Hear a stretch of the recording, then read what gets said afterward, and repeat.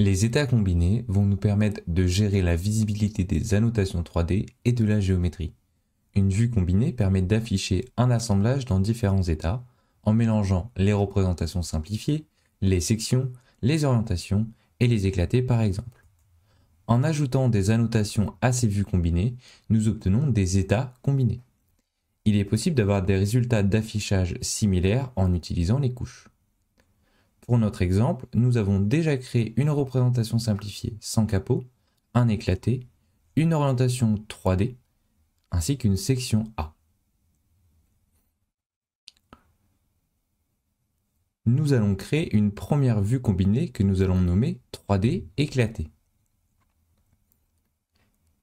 Ici, je veux référencer par rapport à des éléments déjà existants, donc je clique sur Originaux de référence. Une fois créé, nous pouvons éditer sa définition en faisant un clic droit dessus.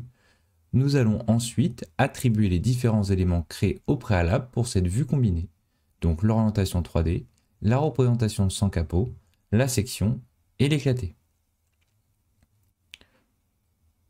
En cliquant sur Aperçu, je constate du résultat. Et ensuite, je peux valider avec OK. Nous créons une deuxième vue combinée que nous nommons Dessus Jeu. Cette fois-ci, nous utilisons simplement une orientation. Nous ajouterons des annotations par la suite. Donc nous décochons toutes les représentations et sections pour ne mettre que les celles par défaut. Et nous validons avec OK. Nous retrouvons ces différents états combinés dans des onglets en bas de la fenêtre graphique. Il est également possible de créer et de modifier ces états combinés depuis ces onglets ou depuis le ruban dans Annotation. De la même manière que dans le gestionnaire de vue, en faisant un clic droit dessus, j'ai accès à modifier la définition ou enlever par exemple.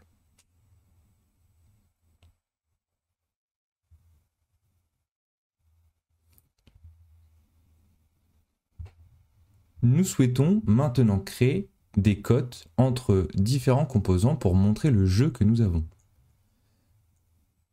Nous avons créé au préalable un point sur l'arête du capot supérieur pour pouvoir l'utiliser dans une cote. Pour l'utiliser dans cet état combiné, nous devons d'abord l'ajouter à l'état.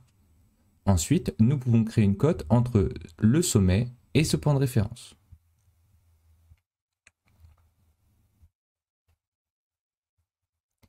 Nous pouvons maintenant l'arrondir et enlever les tolérances, ainsi que inverser les directions des flèches, pour plus de visibilité. Nous allons créer une deuxième cote entre ces deux composants.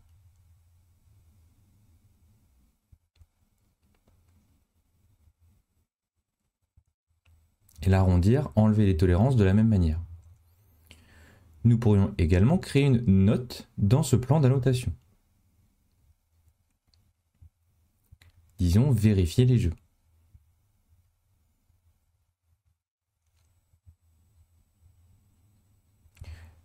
Une fois ces modifications apportées à notre état combiné, nous devons mettre à jour l'état pour être sûr que ces modifications resteront en place.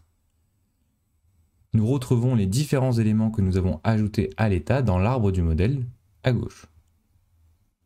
Nous pouvons passer d'un état combiné à l'autre très simplement en utilisant les onglets.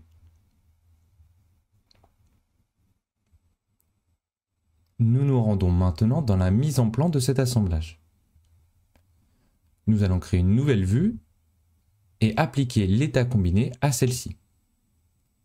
Nous commençons par appliquer une orientation. Vous pouvez constater qu'il n'est pas possible d'appliquer un état combiné qui n'est pas compatible avec l'orientation choisie.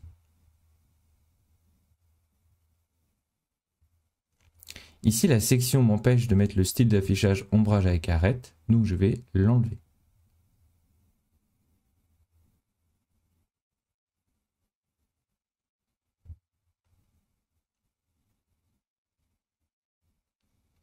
Nous allons maintenant créer une deuxième vue pour y appliquer le deuxième état combiné. Encore une fois, je choisis une orientation qui convient à l'état combiné, donc dessus. Et ensuite, dans état de la vue, je vais sélectionner l'état combiné dessus avec jeu.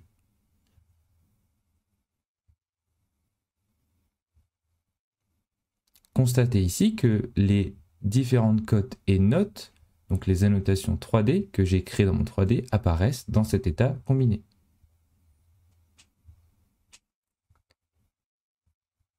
Nous avons vu ici une manière d'utiliser les états combinés dans Creo.